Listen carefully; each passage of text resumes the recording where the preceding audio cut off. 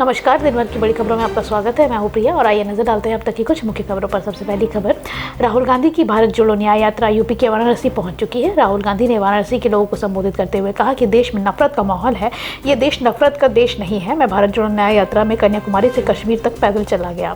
अपनी यात्रा के दौरान मैंने हजारों लोगों से मिला। देश में डर का माहौल बना हुआ है। राहुल गांधी पदयात्रा के दौरान लोगों से मिलते हुए उन्हें संबोधित भी किया। इस दौरान उन्होंने कहा कि 1 साल हुए हैं मुझे भारत जोड़ो यात्रा शुरू किए हुए। मैं कश्मीर से कन्याकुमारी तक पैदल गया। 4000 किलोमीटर की इस यात्रा में हजारों लोगों से मिला। आपने देखा हो कि लाखों लोगों को इस यात्रा में भी चले थे। यात्रा में कोई गिरता था, धक्का लगने के बाद तो भीड़ एकदम से उठा लेती थी। भीड़ उसकी रक्षा करती थी। किसान आए, मजदूर आए, छोटे व्यापारी आए, बेरोजगार युवा आए, अपनी बात रखी। उनके दिल में जो दर्द था उसके बारे में मुझे अकेले मिलकर बात की। राहुल गांधी ने आगे कहा कि जब छोटे व्यापारी मुझसे मिलते हैं तो कहते हैं कि हम डरे रहते हैं कि कल क्या हो जाए। पूरी यात्रा में मैंने नफरत कहीं नहीं देखी। बीजेपी के लोग आते थे, आरएसएस के लोग आते थे यात्रा में। वे जैसे ही यात्रा में आते थे प्यार से बोलते थे, ये देश मोहब्बत का है, नफरत का देश नहीं है। ये तब भी मजबूत होता है जब एक साथ मिलकर काम करते हैं। राहुल गांधी ने भीड़ में एक के बीच एक शख्स का नाम पूछते हुए कहा कि जब भाई भाई घर में लड़ते हैं तो इससे घर कमज़ोर होता है। इसी तरह अगर हम एक दूसरे से लड़ेंगे तो देश कमज़ोर होगा। एक दूसरे को जोड़ कर रखना ही सच्ची देशभक्ति है।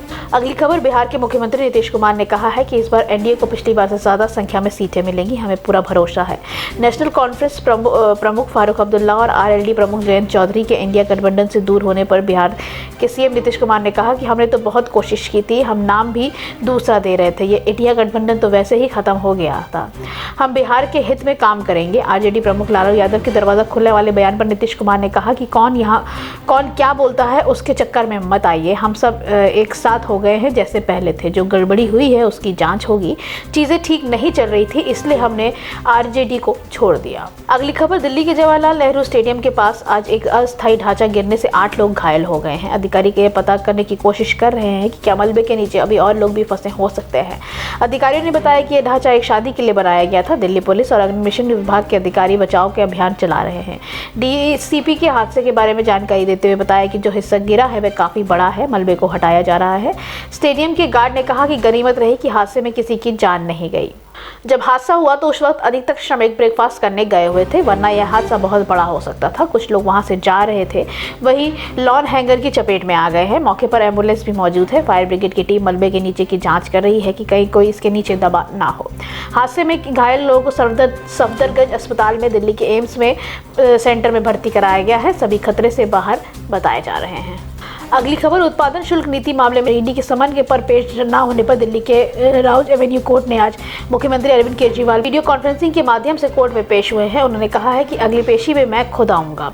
विश्वास प्रस्ताव पर चर्चा और बजट सत्र के चलते इस बार नहीं आ सका। कोर्ट ने मामले की अगली तारीख 16 मार्च की तय की है। बता दें कि ईडी ने पेश न होने पर कोर्ट में याचिका दायर की थी, जिस पर 7 फरवरी को सुप्रीम कोर्ट ने सीएम केजरीवाल को समन भेजा था और 17 फरवरी को कोर्ट में पेश होने के लिए कहा था। शराब घोटाला मामले में केंद्रीय एजेंसी के समन का पालन नहीं करने पर मुख्यमंत्री अरविंद केजरीवाल के खिलाफ प्रवर्तन निदेशालय राउज एवेन्यू कोर्ट पहुंची थी। प्रवर्तन निदेशालय ने दिल्ली सीएम को 5 समन भेज चुकी है, लेकिन केजरीवाल पेश नहीं हुए, जिसके बाद जांच एजेंसी ने अदालत का दरवाजा खटखटाया था। ईडी द्वारा धन शोधन निवारण अधिनियम की धारा 50 के अनुपालन पर गैर उपस्थिति के लिए शिकायत का मामला दर्ज किया गया था, जो समन दस्तावेजों के उत्पादन आदि के संबंध में ईडी की शक्तियों को निर्धारित करता है। इससे पहले राउज एवेन्यू कोर्ट की अतिरिक्त मुख्य मेट्रोपॉलिटन मजिस्ट्रेट दिव्या मल्होत्रा के समक्ष अतिरिक्त सॉलिसिटर जनरल एसवी राजू पेश हुए थे और ईडी को ओर से दलील भी दी थी। उन्होंने कहा कि ईडी ने केजरीवाल को अलग अलग तारीखों पर 6 बार समन जारी किया है और पूछताछ के लिए भी बुलाया था, लेकिन वे हर बार समन का पालन करने में असमर्थ रहे और जानबूझकर जांच में सहयोग नहीं कर रहे थे। ऐसे में तय नियम में केजरीवाल के खिलाफ उचित कानूनी कार्रवाई की जाए। कोर्ट ने मामले की सुनवाई 7 फरवरी तय की थी। अगली खबर, महाराष्ट्र के रत्नागिरी जिले में भाजपा विधायक नीलेश राणे के काफिले पर कुछ अज्ञात लोगों ने पथराव कर दिया था। भाजपा विधायक के काफिले पर पथराव से रत्नागिरी के चिपलून में तनाव बढ़ गया है। भीड़ को तितर बितर करने के लिए पुलिस का बल का प्रयोग करना पड़ा। सरकार ने घटना की जांच के आदेश दिए हैं और दोषियों के खिलाफ कड़ी कार्रवाई की बात भी कही है। रत्नागिरी के चिपलून में भाजपा कार्यकर्ताओं और शिवसेना उद्धव ठाकरे के कार्यकर्ताओं के बीच झड़प हो गई। ये झड़प शिवसेना यूबीटी के विधायक भास्कर जाधव के कार्यालय के बाहर हुई है। इस झड़प के दौरान स्थिति को बिगड़ता देख पुलिस ने बल प्रयोग किया और आंसू गैस की गोली छोड़कर भीड़ को तितर बितर किया। इसी दौरान भाजपा विधायक और पूर्व सांसद नीलेश राणे का काफिला वहीं से गुजर रहा था। भाजपा कार्यकर्ताओं और शिवसेना यूबीटी कार्यकर्ताओं की झड़प के बाद कुछ अज्ञात लोगों ने नीलेश राणे के काफिले पर भी पथराव किया। इस दौरान वहां जमकर हंगामा हुआ। फिलहाल पुलिस आरोपियों की पहचान करने में जुटी है और घटना की जांच कर रही है। घटना पर डिप्टी सीएम देवेंद्र फडणवीस ने कहा कि इस तरह के हमलों से विपक्ष खींच दिखा रही है। चिपलुन की घटना में जो भी दोषी होगा उसके खिलाफ कड़ी कार्रवाई भी होगी। नीलेश राणे दिग्गज नेता नारायण राणे के बेटे हैं। दरअसल भाजपा के वरिष्ठ नेता नारायण राणे और शिवसेना यूबीटी विधायक भास्कर जाधव के बीच पुरानी अदावत है। साल 2022 में भी भास्कर जाधव ने नारायण राणे के खिलाफ विवादित बयानबाजी की थी, जिस पर नारायण राणे और उनके दोनों बेटे नीलेश राणे और नितेश राणे ने शिवसेना यूबीटी विधायक भास्कर जाधव के खिलाफ पलटवार करते हुए उनको चेतावनी भी दी थी। इस पर भास्कर जाधव ने नीलेश राणे और नितेश राणे के खिलाफ भी विवादित बयानबाजी की थी। इसके बाद भास्कर जाधव के चिपलुन स्थित बंगले पर पथराव भी हुआ था। अगली खबर, भारत किसान यूनियन एमएसपी के लिए कानूनी गारंटी समेत अपनी विभिन्न मांगों को लेकर किसानों का विरोध प्रदर्शन के आज 5वें दिन शनिवार को पंजाब में भारतीय जनता पार्टी के 3 वरिष्ठ नेताओं के आवासों के बाहर धरना देने का फैसला किया है। पंजाब के पूर्व मुख्यमंत्री अमरिंदर सिंह, भाजपा की पंजाब इकाई के प्रमुख सुनील जाखड़ और वरिष्ठ नेता केवल सिंह ढिल्लों के आवासों के बाहर धरना देने के अलावा यूनियन किसानों ने दिल्ली चलो आह्वान को समर्थन करते हुए राज्य में टोल प्लाजा पर भी विरोध प्रदर्शन करेगी। संयुक्त किसान मोर्चा और किसान मजदूर मोर्चा के दिल्ली चलो मार्च के 5वें दिन फसलों के लिए न्यूनतम समर्थन मूल्य की कानूनी गारंटी समेत अपनी मांगों को स्वीकार करने के लिए केंद्र सरकार पर दबाव डाल रहे किसान पंजाब और हरियाणा के 2 सीमा बिंदुओं पर मौजूद हैं। पंजाब के किसानों ने मंगलवार को दिल्ली के लिए मार्च शुरू किया था, लेकिन सुरक्षा कर्मियों ने उन्हें हरियाणा से लगी पंजाब की सीमा के शंभू और खिन्नौर बिंदुओं पर रोक दिया था। तब से प्रदर्शनकारी इन 2 सीमाओं पर डेरा डाले हुए हैं। हरियाणा में स्थित गुरनाम सिंह चडूनी के नेतृत्व वाले भारतीय किसान यूनियन शनिवार को आंदोलनकारी किसानों के साथ एकजुटता दिखाते हुए ट्रैक्टर रैली निकालेगा।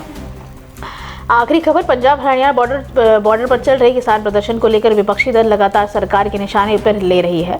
किसानों की मांगे नहीं मानने को लेकर विपक्ष ने सरकार को भी घेरा है। इसी कड़ी में शिवसेना के राज्यसभा सांसद संजय राउत ने शनिवार को कहा कि प्रधानमंत्री मोदी की सरकार के हाथ से किसान आंदोलन निकल चुका है। बीजेपी वाले किसानों के माओवादी और नक्सलवादी कहते हैं। संजय राउत ने इससे पहले कहा कि जिस तरह से किसानों को रोका जा रहा है वह सही नहीं है और जब तक सैकड़ों किसान घायल हो चुके हैं। प्रदर्शनकारी किसान पंजाब हरियाणा के शंभू बॉर्डर पर मौजूद हैं। यहाँ पर हरियाणा पुलिस उन्हें रोकने के लिए आंसू गैस के गोले और पानी के बौछार का इस्तेमाल कर रही है। किसानों पर पैरेट गन चलाने का भी मामला सामने आया है, जिसमें कई किसान घायल भी हुए हैं। घायल किसानों के मुद्दे पर विपक्ष लगातार सरकार की आलोचना कर रहा है। शिवसेना नेता ने कहा कि प्रदर्शनकारी पूरे भारत में किसानों का प्रतिनिधित्व कर रहे हैं, लेकिन जिस तरह से उन्हें रोका जा रहा है वह सही नहीं है। अभी तक 100 से ज्यादा किसान घायल हुए हैं, जबकि सारे गिरफ्तार भी किए गए हैं। उन्होंने कहा कि किसानों के लिए बड़ी जेलें बनाई गई हैं, जहां किसानों को भारत में दबाया जा रहा है, तो वहीं पीएम मोदी विदेश में घूम रहे हैं। अमित शाह ने एक भी शब्द नहीं कहा। कृषि मंत्री भी कुछ नहीं बोल रहे हैं। किसानों ने दिल्ली चलो मार्च का ऐलान किया है, जिसका आज 5वां दिन है। किसान एमएसपी समेत कृषि सेक्टर से जुड़ी अपनी मांगों को लेकर प्रदर्शन कर रहा है और सरकार पर दबाव बनाने के लिए वे दिल्ली आना चाहते हैं। आज के लिए बस इतना ही। बाकी खबरें जानने के लिए देखते रहिए द पब्लिक इंडिया। धन्यवाद।